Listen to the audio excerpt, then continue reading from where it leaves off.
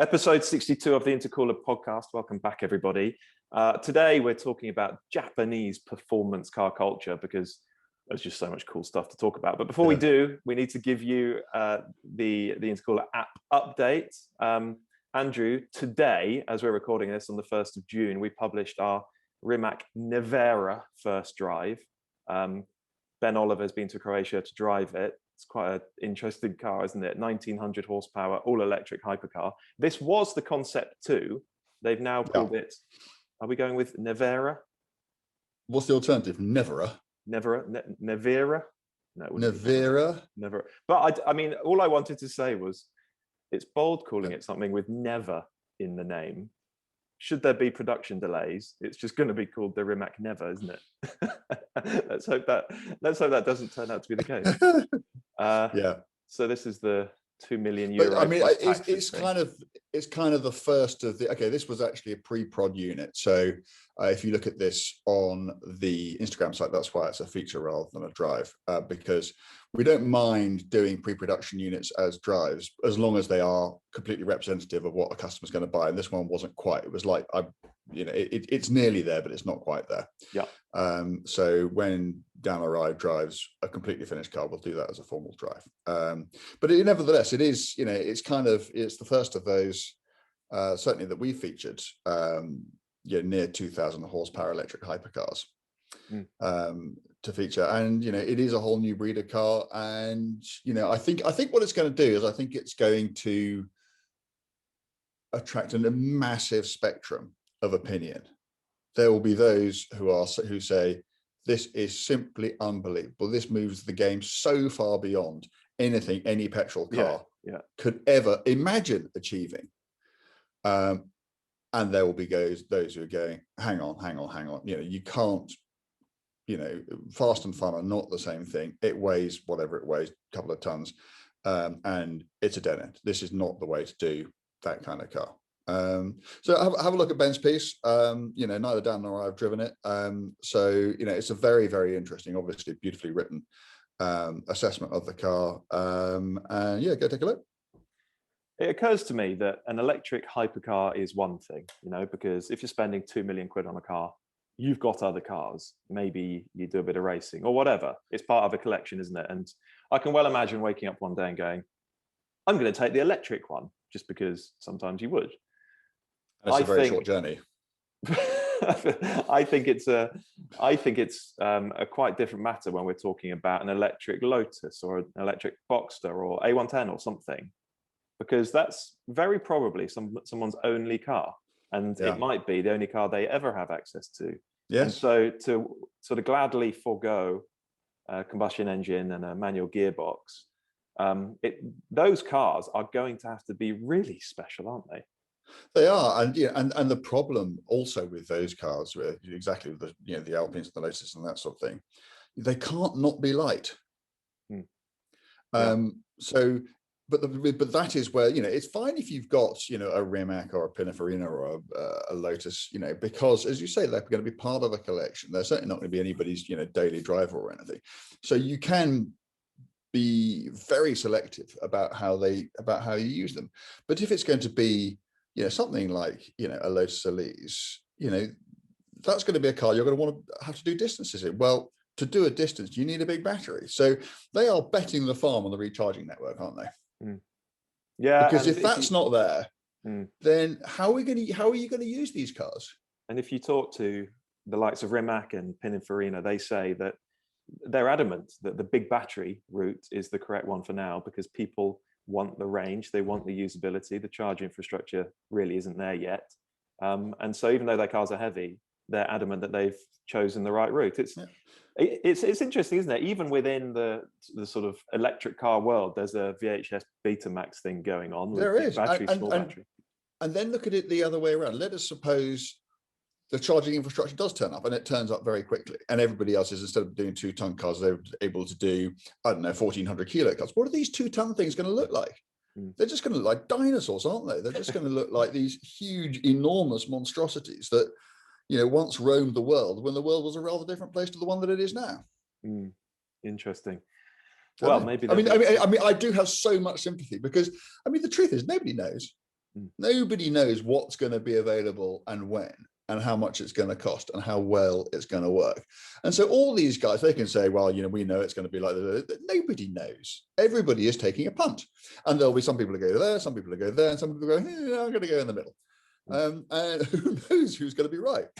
I mean,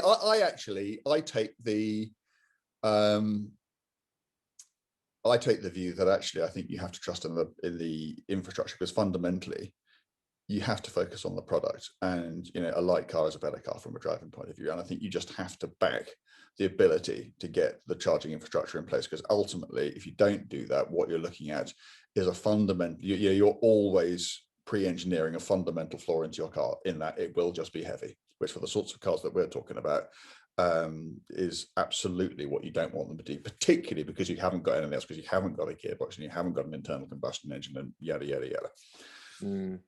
This one's going to ramble on and on, isn't it? It is. See how it plays out. Okay, so yeah, that review of the Rimac is now on the app. There's a shorter version, much shorter version on the Instagram site. If you want the full things, go and check out the app. If you haven't downloaded it, you can download it for free, start your subscription for free. You get a free 1 month trial. It's very easy to cancel if you don't want to carry on. Just give us a go. We think that lots and lots of you have downloaded the app. We can see the data. Many of you have subscribed as well. So to all of you, thank you so much. It's been a really encouraging first month and a bit. And we've got some big improvements coming and lots more great stuff. So thank you for joining us. And if you haven't already, why not do so now? Okay. I mean, I've made this point on Twitter before. It's a pint of beer. And if you don't like the taste, you can send it back immediately. And they'll give you money. I mean, it's a pint of beer a month. And obviously we think it's worth it. But if you go and look at, we went through 500 ratings and reviews on the Apple and Google stores over the weekends. And we are rating 5.0 on both. And you can't do better than that. This sounds terribly big-headed, doesn't it? But I'm just trying to. I mean, but the thing is, we haven't got the resources to go and buy an audience, and so really, and also, we just think it's better that we talk to you guys about this and we tell you how things are, rather than trying to sort of dress it up some other way. And we just hope, I guess, that you just think it's worth having a look at, because there is literally no downside. If you don't like it, just go into the settings on your telephone and get rid of it. It's that simple. And if you do, then maybe you'll come and join us. Anyway, enough of the of the heavy sell. We just hope you like it. Yeah, well, exactly what he said. Okay, but this week we are actually talking about Japanese performance cars, and I've been wondering, in preparation for this over the weekend, is there an essential nature or an essential character to a typical Japanese performance car? And I started thinking that, well, yes, there is. They very often have high revving engines. They're relatively light, modest power, quite live wire handling. And that's true to an extent. But then there are so many contradictions to that. You think about GTRs, you think about Supras, Evos, and Imprezas. And then I realized that actually, when you look at it closely, there's so much variety in Japanese performance cars. But I think there is a common thread. No, I think you're right. There is. But go on. Let's hear what you think it is. Okay, I just think it is dedication to engineering, to proper stuff. All those cars. If you look at, a Nissan GTR, which to be honest is not particularly my kind of car, or I don't know, a Honda S800 from the 1960s with a twin cam engine, 800cc twin cam engine which revs to 8,500 revs in the 1960s. I mean, what do those cars have in common? I mean, you look at them on paper, they couldn't be more different, but in fact, they are both just amazingly engineered things. They're both just trying to do stuff that's really, really difficult to do because they can. And I think more than anything else, when I think of almost all good Japanese performance, sporting, fun, interesting cars, I just think of the passion that's behind them. I just think, that nation is, they are as crazy about cars as anybody, every bit as nuts as us or the Italians. And they just love to demonstrate it, and they demonstrate it through these exquisitely engineered machines. And it doesn't really matter whether you're talking about, I don't know, a Civic Type R or, an original Honda NSX, they're just beautifully done things, aren't they? You're right. It's that focus on the quality of the engineering, attention to detail, but also unusual engineering. And there are just so many examples. One is the R35 Nissan GTR, as you've mentioned, front-engined, transaxle, four-wheel drive. So it has to send the power backwards to the gearbox to send it forwards again to the front axle. And it's just, that sort of solution. It's so sort of quintessentially Japanese. I love it. It's so interesting, so much interesting engineering going on. Yeah. I mean, if you're old like me, the fascinating thing is that when I was young, I mean, Japanese cars were just things that you laughed at. This was back in the day when Nissan was called Datsun, and if you looked in the back of Car Magazine, in the infamous Good, the Bad, the Ugly sort of review section, and there would just be under boring saloons or boring coupes and sports cars, which is how they used to categorize it. You could just read the most trenchant criticism. Maybe it was some comments which are just plain rude, and we just used to laugh at Datsuns and Toyotas and all this, what we considered to be absolute rubbish, because they were just cheap, they fell to bits, and they were terrible to drive. But I guess certainly in my lifetime and my sort of car consciousness, even then there was a sense that, well, they could do it if they wanted to, because there was a thing called the Datsun 240Z. And the 240Z was the first of the Z cars, and we know, and there have been various Z cars, both good and bad, ever since. And amidst all this rubbish that they were knocking out, came this car which was beautiful. It had a straight six engine with 3 carburetors stuck on the side. It was light, and it was fantastic.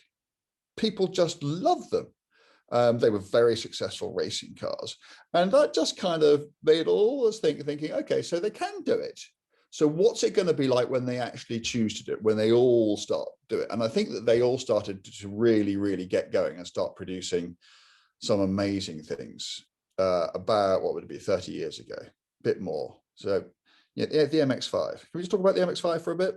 Absolutely. I did the first MX-5 road test in the UK. That was the Autocars road test on the car, and I can just remember thinking, oh shit, it's all over.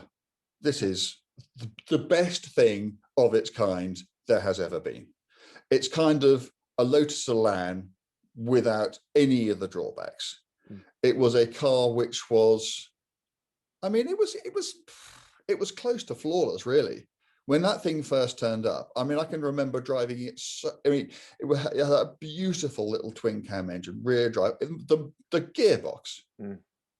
Whack, whack, whack. I mean, just, and the gear, and you knew it could only have been created by people who got cars in the same way the rest of us got cars. Totally passionate, because you can't synthesize that. You can't just think, if you're not really, really into it, you just make a different kind of car because you wouldn't understand.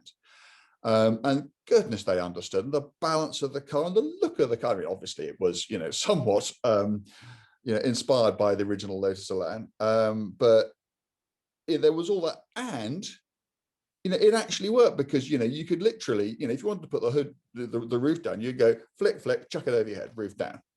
To put it back up again, reach over your shoulder, put it back up, and it rode perfectly well. It was quiet enough. You could use one as a daily driver. They were fantastically well built. That's why there are so many of them still knocking about today.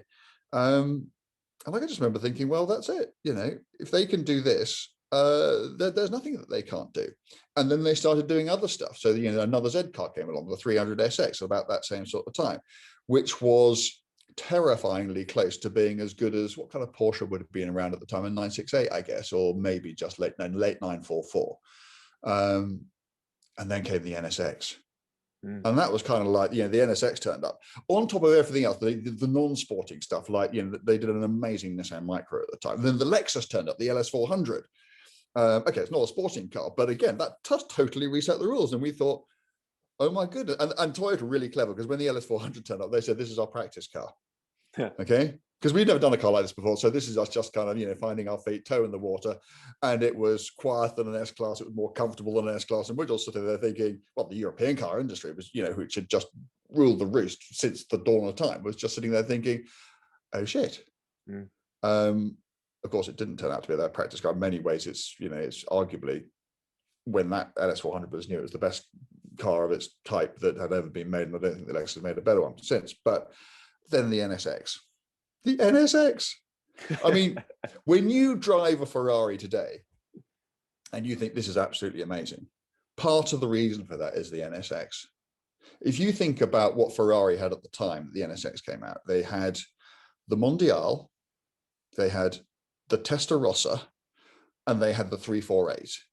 Unquestionably, the most rubbish lineup of cars Ferrari has ever had in its entire history. Just as an aside, and I'm sorry, I'm wittering, aren't I? No, I don't want to break your flow at all. This is good stuff. But what's a Mondial like to drive? Actually, I quite like Mondials. Not very quick, but because they had a longer wheelbase, the two-seaters at the thing that people just don't say these days is that 308s and 328s and 348s in particularly were really tricky cars, really difficult to drive on the limit. And the Mondial wasn't, but it was a bit softer and it had a longer wheelbase, so you could, and I do quite like a Mondial. You've got to get the right one, so you've got to get the one in the middle, because the early ones are the 3-litre cars just can't get out of their own way, they're so slow. And the 3.4-litre cars had that horrible transverse gearbox in it, which didn't work. So you've got to get a 3.2. But a 3.2 Monda's good value today. Yeah. Good. Okay. Well, not a good car, but quite a likable car. Okay. Anyway, sorry. I was back to my I was extemporizing. Well, you were saying that Ferrari had a fairly ropey lineup of cars at that time. The most ropey lineup of cars that they have ever had. I can remember doing a group test with an NSX, a 911 Turbo, and a Spree, and a 348. And the NSX won, and the Ferrari came last. And that to me was that was kind of a bit of a red letter day. That was just like, oh my goodness. And you could just see how complacent Ferrari had come. How they'd been, how long they'd rested on their laurels and just thought, well, that's good enough because we're Ferrari. Then the NSX turns up with that incredible V6 engine and that amazing gearbox. And it was light. It was all aluminium. It had all aluminium suspension. It was, they built a factory to build it. It was just beautiful. And you could just see the guys in Maranello looking at it and thinking, actually, maybe it's not okay to build cars like this anymore. And in a heartbeat, it seemed the 348 had been turned into the 355. And suddenly, okay, that's how good this car could have been. Because the 355 is a facelifted 348. And there has never, in the history of the car, been a more successful facelift than that. Yeah. And that's Ferrari actually going, oh, okay, we better stop mucking about now. And then suddenly they come up with the 456. And the Testarossa becomes a 512 TR. These things are not coincidences that all this stuff happened straight after the NSX came out. Ferrari would never ever say that the NSX was the biggest boot up the arse that we've ever had, but that is how I have always read it. And if you look at the chronology where Ferrari was before and after the NSX, and that set Ferrari on a direct course to where they are today, which is why I say when you drive a Ferrari today and you think, my God, this is a good car, a tiny bit of that, if you link it right back, I'm sure it would have happened anyway. But the catalyst for the conversion of Ferrari, I believe, was the NSX. Oh, that's interesting. Sorry, it's a hell of a legacy. I've prattled on a bit too long about that, but this stuff matters. It matters to me because I was around at the time, and I can just remember the sort of all those sharp intakes of breath when it first turned up. Because I think some people had driven it in Japan. We certainly hadn't, and their sound. It seemed to me to be a lot of hot air spoken about this car.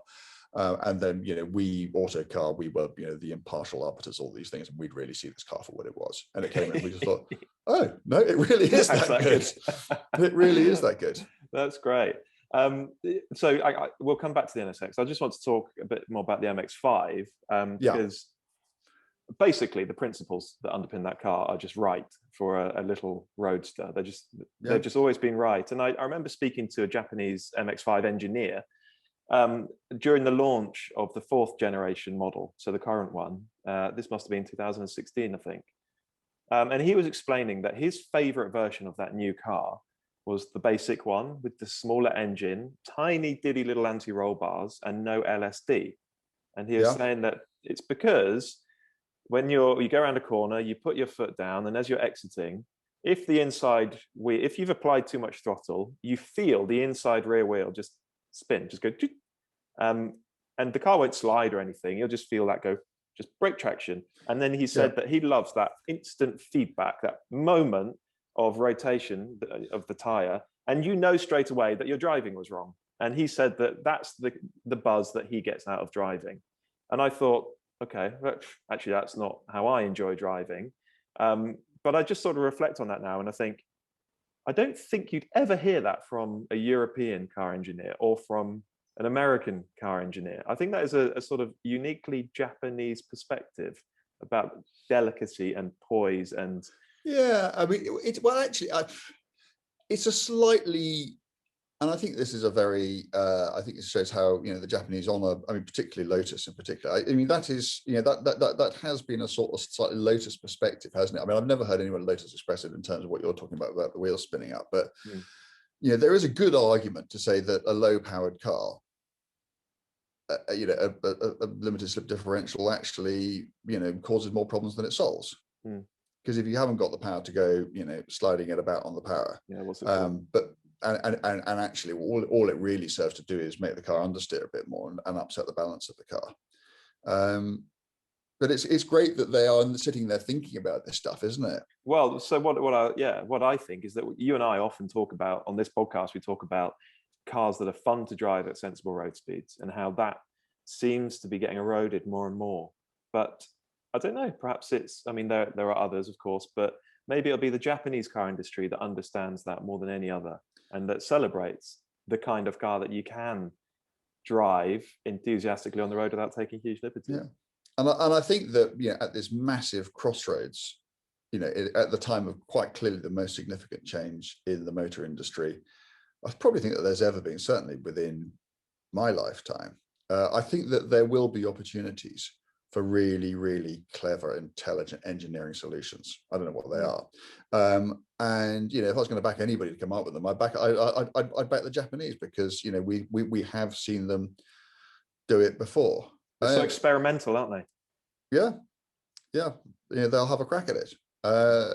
Just going back to the MX-5, I think if you wanted to just illustrate as clearly as possible just how good that car is, just how amazing it was then and remains today, just look at, you would think, wouldn't you, that if somebody came up with a really, really good concept for a car, and we've seen this happen, almost every time somebody comes up with a new kind of car, or a kind of car that we haven't seen from everybody else, then piles in. All the car manufacturers think, right, well, let us slice that pie. In we go.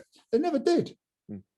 There was the Alpha Spider and the Fiat Barchetta and the last of the Toyota MR2s and MGF. All these sorts, and MGF, and they all sort of came along, and they had a bit of a sniff about, and they had a look, and then they went away again.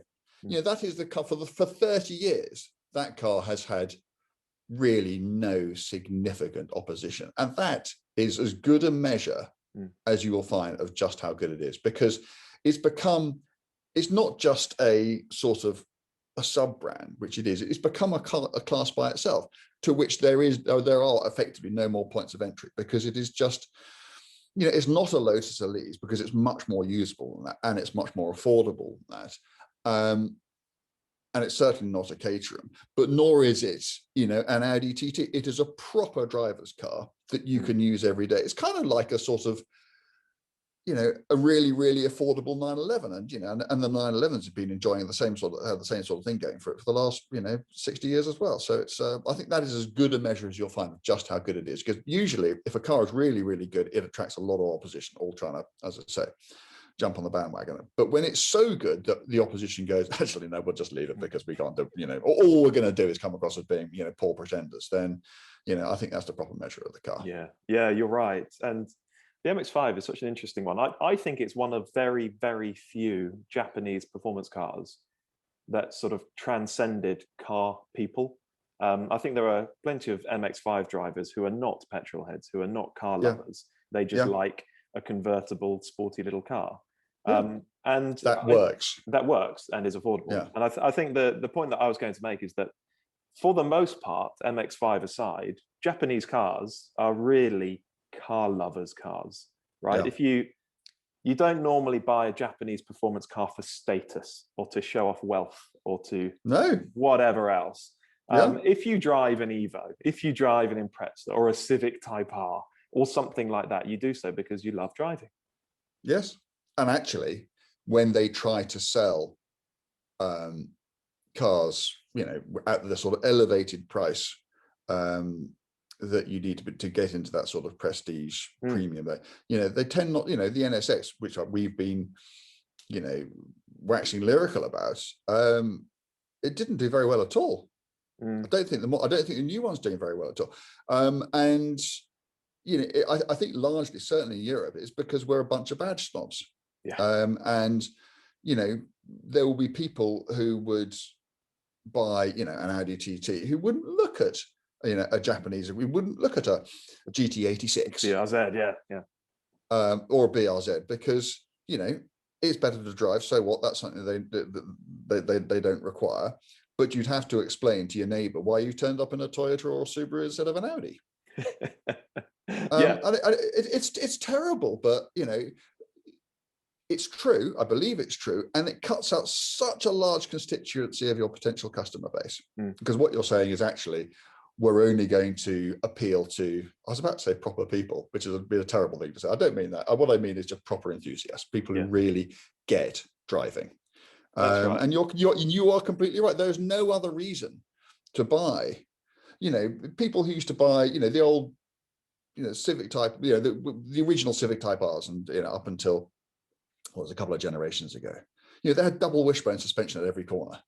Everybody has the struts at the front and the beam at the back. And Honda go, now we're going to have double wishbones on ours, and we're going to have an engine which goes to 8,500 revs, and and you're not going to care about that. When you can buy an Audi A3 or a 1 Series or even a Golf GTI, because they have status, they say something about you. And if that thing isn't, I just really get cars and I just love driving, then you're not going to have one. I think it swings both ways. And, very often, particularly something like an Evo or an Impreza with a huge rear wing, extravagant body kit, and probably you could say the same about the GT86, the way it's styled.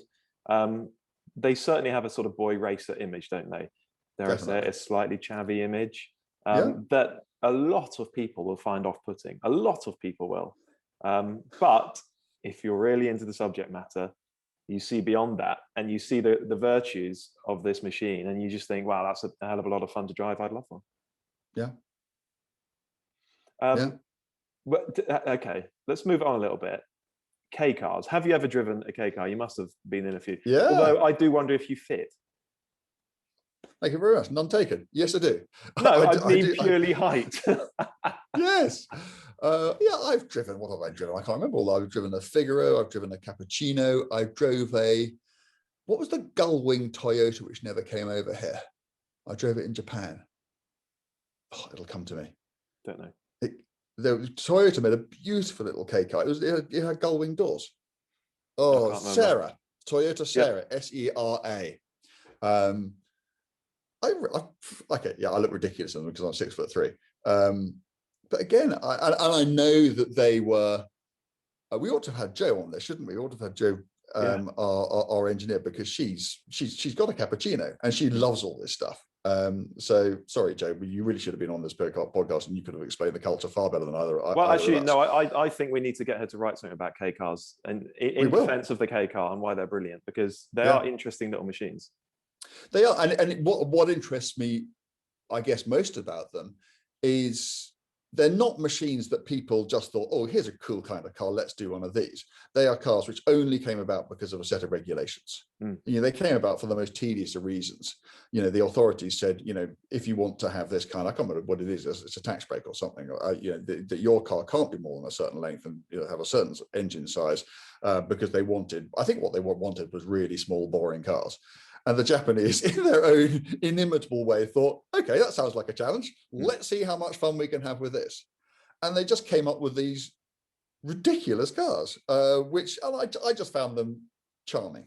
Really, really charming, lovely things. I haven't driven one for a long, long time, but yeah, I mean, what's not to like? I'd like to have They're a go. light, they're high, they've got great technology in them, they're different, they look cool. You know, compared to any number of, you know, tedious, dull, you know, hatchbacks and stuff. Yeah, cool. Little 660cc engines, weren't they, with turbos? And actually, you look at them, and okay, they're tiny, they're light, they've got small engines. Those principles are actually more relevant now than when the K car regulations came in, particularly if you're in the city. We should all be driving, if you live in a city, smaller cars that take up less room, that emit less. Yes, I mean, absolutely. Just they continue to be relevant even now, don't they? Now, so the Japanese car industry produces hot hatches by the bucket load, and little sports coupes and roadsters and bigger sports cars and four-wheel drive rally replicas, maybe not so much now as it used to, and big, powerful, thumping coupes like the GTR. But there have only been a small number of supercars.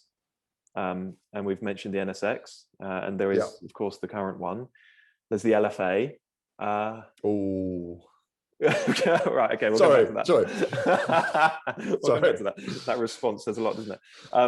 But so very, very few sort of six-figure supercars, and I wonder why that is. I suppose it's because mostly the brands are mainstream, and they have their sort of upmarket offshoots, don't they? But yeah, I think it comes back down to what I was saying about snob value. I just think those cars are really, really difficult to sell, and I think that, you know, Honda have shown, I think, over both cars that, you know, you can make. Okay, I'm not a fan of the current NSX.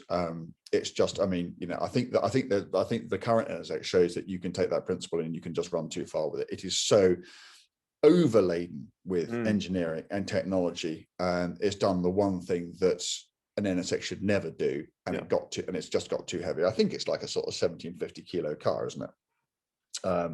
It weighs thick end of half a ton more than the old NSX. And I don't care that it's got 4 electric motors and it's 4-wheel drive and it's got 800 gears or whatever. You know, I just care about what it's like to drive.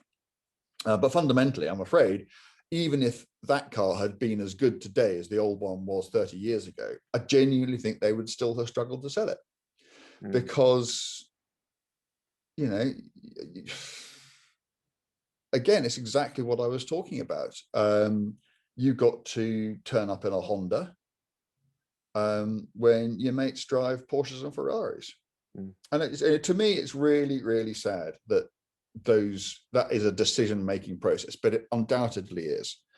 And that you might forgo all that engineering excellence because you just care more about the badge on the front of it, and actually have a worse car, which you could well do. I'm not saying that specifically about the current NSX, obviously, but, you know, in the past and possibly again in the future, you could, you know, people will be choosing a car that is not as good for them, just because they're a bit iffy about the badge on the, you know, on the nose of the alternative. Shame. It is a pity. Yeah, it is a pity, and that probably explains why the Japanese industry has produced so few of those very high-end cars. Although, okay, let's just do a couple of minutes on the LFA, because I've never driven one. The closest I've come was chasing Jethro Bovingdon through North Wales in one. He was driving the LFA. I was in something, I can't remember, but it was fast enough to keep up. And all I remember was... And you can't remember? It's fast enough to keep up with the LFA. You can't remember what it is. I can't remember what it was. And I maybe because it doesn't matter what I was driving, because I was chasing an LFA. And when that thing accelerates, the sound, it's unbelievable. That V10, it was a Yamaha V10, wasn't it? And it was Yamaha V10, yeah, just sublime. I just get all giddy when I think about the LFA. I know the car was hideously late. I know that they lost a packet on every single one of them. I mean, it was a crazy project, really. but it was one of, and I think it remains one of the very, very finest road cars I've ever driven. When they did the Nürburgring edition, I mean, talk about total insanity. When they did the Nürburgring edition, they invited a small number of journalists to, funnily enough, the Nürburgring. And we were waiting around for the usual briefings, all the form fillings, all the disclaimers, and then we were expected to be told, okay, fine, so here's the instructor that's going to sit in your car, or here's the really slow car you're going to have to follow. And we were just waiting around. And eventually I went up and said to someone, said, well, what's the form? And they went, well, there's the car, there's the track, off you go. I mean, it was just, they just put us in. That's incredible. LFAs, and they gave us the Nordschleifer. This wasn't the little modern thing, which they hired exclusively, and just said, go and fill your boots. And if you wanted to, and if you wanted to follow something, they had some GT3 spec N24 something or other there, which was the only other car they had which wasn't an LFA, which was quick enough to go fast enough so that you could follow it meaningfully in LFA. And I don't think many of us did. I think we just went and spent a day just arsing around on the Nordschleifer in LFA. I just can't believe we did that. There was no piece of paper that we signed. We were no one said, no one wagged a finger at us and said, no one even said, just be a bit careful, or would you mind bringing it back? We just went off and just behaved like idiots for a day in these cars. And I certainly wasn't aware of, I don't know how long they ran the program for. It might have only been a one-day program, I can't remember, but certainly on the day I was there, they all came back, and we just had, I can just remember going down the straight and just hearing this engine going, wow, and just watching the speed build, and that handled so well. And it was such an intimate and involving and just brilliant experience. With possibly the best engine that's ever gone on a road car. I might take some convincing that there's ever been a better road car engine than that. Wow, big call. Big call. But tell me about the gearbox. I mean, in that environment, fine. If you're going to go out and poodle around the world, around the roads. I mean, and also I think it is the kind of car that you do make a few allowances for. The gearbox wasn't great, and yes, I'm sure if you went and drove it through heavy traffic in central London, it would bug the hell out of you. But it was only, it was just like, it's almost like driving a vintage car without any synchromesh. With all those, if you could drive those sorts of cars, it's just all about timing it correctly and understanding the pauses and where the ratios are and what you have to do between each gear. And as long as you did that, and in the LFA, it would be about 8,000 times easier than it would be in, I don't know, a vintage Bentley or something. You just wait a little bit, then you could drive. You could drive the LFA in a way that your passenger would think it was a double clutch car, but that would be because you were focusing on it. So it wasn't ideal, but in a car like that, which is an ultimate recreation, which is likely only ever to be driven in the right sorts of environments, I wouldn't. Yeah, it wasn't great, but what robotized manual gearbox ever was, frankly. Yeah, not enough to sort of ruin the experience, clearly. Not even close. No. Yeah. Well, we know somebody who had an LFA, don't we? Hello, he'll be listening. Yes, we do. You sold an LFA. Yeah, you'll never be forgiven for that. Okay, well, we need to wrap this up. We've done basically 40 minutes. Well, okay, call it half an hour on Japanese performance cars, and we've not once mentioned the GI Yaris. Should we leave it that way? No, I don't think so. I mean, I think the reason we haven't mentioned it is it's so new and because it has just been everywhere of late, hasn't it? But I mean, I think all I would say about it is it just shows, the light still burns. That's the thing, isn't it? Yeah. The light. Can I tell one more story? I'll tell one more story. In the early 90s, I went to Japan to drive what would have been an NSX-R. And that was fun at the Tochigi test track. And once we'd done all our mucking about in that, they said, oh, we've got something special to show you. And we went, oh, all right. And so we all sat down, and then out of nowhere, this unbelievable noise, and a brand new Formula One car just turned up, just in carbon fiber, no paint on it at all. And it went and did a few demonstration laps, and I was saying, hang on a second, this is a state of the art, completely compliant with whatever the current regs was Formula One car. But Honda aren't in Formula One. so what's this about? Are you about to announce your return to Formula One? And they went, no, it's just a sort of weekend project for the boys, because they just really like that sort of stuff. And and they had recently pulled out, and they were a bit sad about that. So they thought, well, should the top brass one day decide to go back in again, we just want to sort of know that we're still on the case and on the money. So we thought we'd do this.